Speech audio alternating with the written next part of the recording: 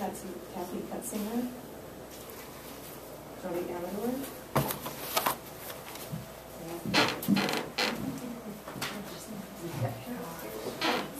John Terry, David Hamill, Beverly Sherman, Judy Senning, Leslie Martinez, Molly Hostris, John Shetler, David Keith Thomas, Pat Brown, Jody Dahl, Jennifer Connolly, Ellen Hunt, Jonas Casito. That's it. Okay. Okay, so Donna Diamond. Okay, I'm just going to give you a couple of handouts here to follow me with what I'm here to talk about today. This is me.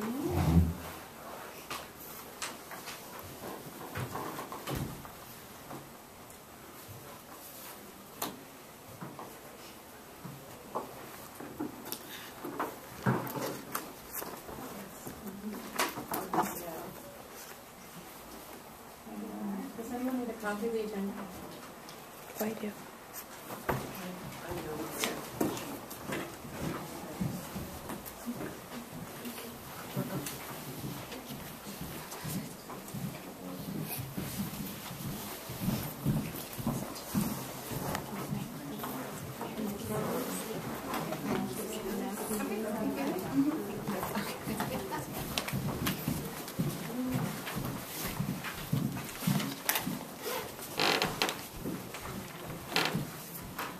Everyone, good afternoon. Thank you very much for having me today. My name is Danya Diamond, and I am an event planner here in, well, not here, but in Santa Barbara. And I'm here because I'm coordinating an event to raise awareness and funds for a condition called Fragile X syndrome. I am here to gain your support in disseminating information to parents, teachers, and people in our community. Most of you are probably asking, what is Fragile X syndrome? And in most simple terms, it's a genetic condition where the X chromosome is broken.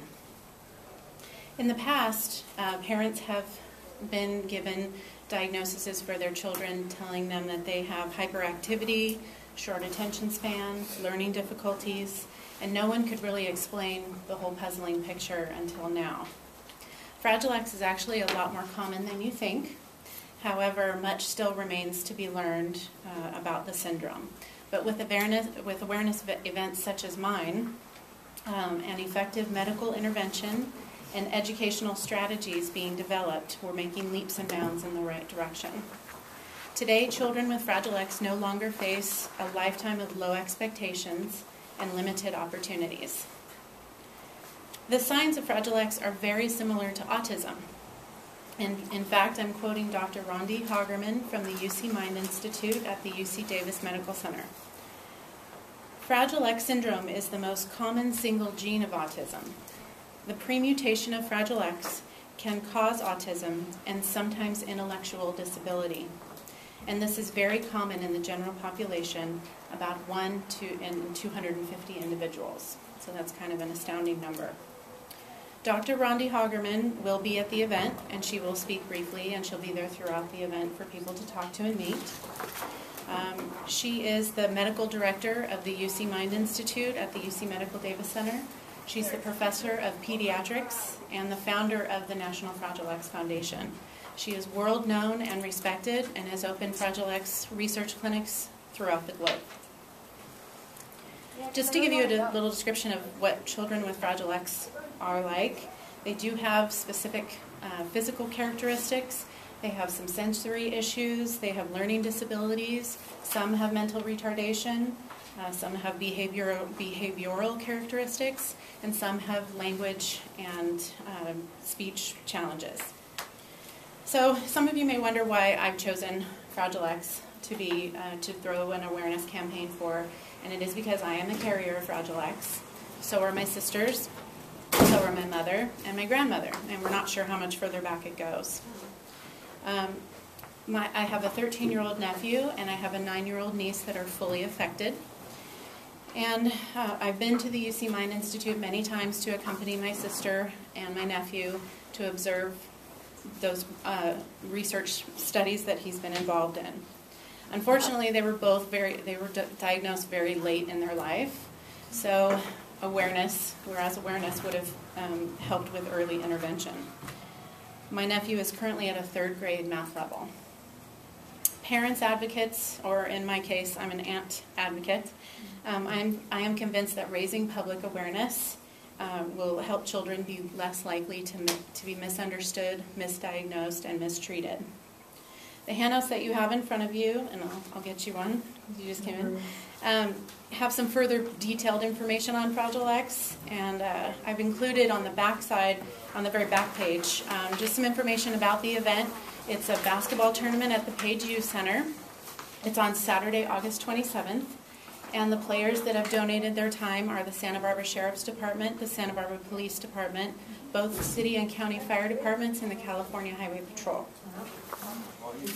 There will be many nonprofit exhibitors that will be there. They can provide information and resources to the attendees, families with special needs. There will be delicious food. Our Mayor, Helene Schneider, will also be making an appearance and speaking. And as I mentioned earlier, Dr. Rondi Hagerman will also be speaking briefly. Louise Gain, who is the genetic associate for the UC Mind Institute, will also be there to speak, as will Robert Miller, who's the executive director of the National Fragile X Foundation. So we have some really important people that we have an opportunity to meet and connect with. We'll have an amazing halftime show. We're going to have a raffle with tons of prizes. We're going to have a silent auction, and we even have a DJ that is a special needs person that has overcome his disabilities and made a career for himself. So that will be pretty exciting.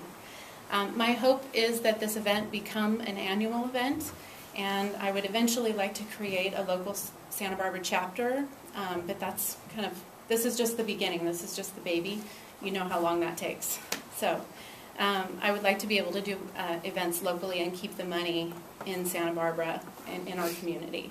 But for now, the proceeds from this event will be split 50-50 between the National Fragile X Foundation and the UC Mind Institute. My request today is that you help me get this information out about this event and how I can create packages that you can hand out to your friends, teachers, doctors, parents, families, anybody that you can think of that would be interested in this type of information. So I have some materials, I have some brochures that I brought. If you're interested in getting more information or talking with me personally, you have my business card. It has my phone number on it and my email address, and that's about it. So I don't know if there's a question and answer period, but... Does it cost to go to the event or to get in? Yes, there is a fee to get into the event, and just so you know that what you see on that back page, my graphic artists we're still designing. That's actually going to be a small postcard size, and it's not completed yet. But I needed to get you something, so that's where I'm at. Yeah, it'll be $5 for an individual or $10 for a family.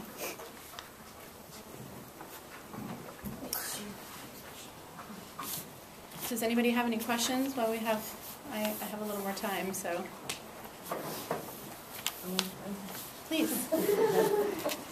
No, because I have heard of Fragile X before, but because you said that it's a specific gene. Is there a test to find that out? It's a blood test. Yeah, it's a simple blood test. Yeah, and what happened was I'm the youngest of two sisters, and my middle sister had gone to several different doctors and had just exhausted herself. She lives in Bakersfield. And then there was my older sister who was exhausting herself in Colorado, and finally my niece got diagnosed with Fragile X, and that's how my middle sister got in touch with the UC Mind Institute and started with Dr. Rondi Hagerman that way. So, but it's just, sometimes people with autism have Fragile X, sometimes people with Fragile X have autism, sometimes they don't. So, but you're saying you could be a carrier of... I'm a carrier, so if I had children, there's a 50-50 chance I can pass it along. Yeah, You it is know, a genetic condition. You will see it more often in boys than with the girls. That is correct. That is correct. And my nephew is, my sister is, I call her Wonder Woman. She has, meetings with her teacher. She works with the teachers on the lesson plans, on how to, because they have, people with Fragile X, they have tantrums, they have anxiety, they have, a lot of the similarities of autism. So it has to be managed throughout the whole system. And so she has behaviorists, she has therapists, speech therapists. She has them in a writing program, things like that. So anyway, I am available anytime, so please contact me if you have any questions. That was just kind of a quick, brief overview of what the event is. Again, it's Saturday, August 27th, and I'd love to have support. And yes? Are you starting a database of families if they contact you? Are you maintaining like a mailing list or trying to get Well, that's a really good question. Families are not contacting me. I'm just simply coordinating an event to try to raise the awareness to find out how many cases we actually have, because there's a certain amount of cases that Sansum Clinic said they had. The Tri-County Regional Center may or may not have, and I haven't really determined how many we have yet. So I'm hoping, obviously there's a lot more than what we know about.